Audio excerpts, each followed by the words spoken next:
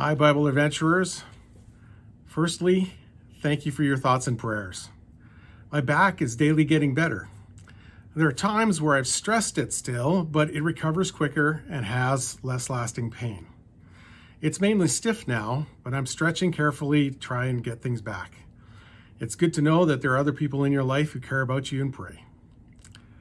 You know, there are days in our readings where there seems to be a topical alignment. I'm sure you would have noticed if you read from Leviticus, Mark, and Psalms today, this alignment taking place. Leviticus 12 talks about the purification requirements for a woman who bears a child. Mark chapter 5 reveals a woman who had a discharge of blood for 12 years and who had suffered much.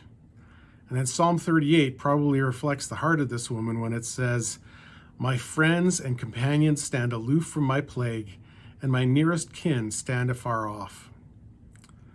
Leviticus tells us about the holiness of God. In yesterday's reading in chapter 10, we see Nadab and Abihu being slain for bringing unsanctioned fire and incense to the tabernacle. Fire came out from God's presence and consumed them. The requirements for purity are then talked about concerning what can and can't be eaten or touched, and then, like today, about women in childbirth.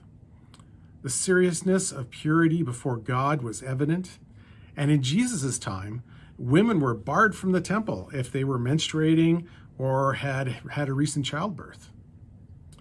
Mark tells us about a woman who had a discharge for 12 years. It's assumed that this was coming from her uterus, so she was unclean, outcast, untouchable, and isolated for over a decade. She also did everything she could to have it fixed, spending all her money on physicians who only increased her suffering as things got worse. She was destitute, disregarded, and probably near death. She was also desperate. Ignoring convention, taking the initiative, inspired to faith by what she had heard about this holy man named Jesus, she sneaks through the crowd to touch his clothing. She is unclean and considered a symbol of sin. He is holy and perfect. But by faith, she dared to touch the holy to be healed. A new day had come for her where the unclean would touch what was pure, and rather than sullying it, she became clean instead. Is there something you feel about yourself that would cause you to shrink back from God? Are you desperate enough to reach out to him anyways? Jesus didn't ask, "What impure person touched me?" Jesus recognized that power went out for him, and not that he was somehow unclean. Jesus saw her and didn't discount or diminish her, but commended her faith and told her to go in peace with her healing. Seeing your own faults should not keep you from God, but challenge you to overcome your fears to reach out in faith.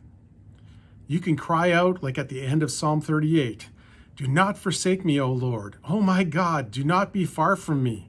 Make haste to help me, O Lord, my salvation."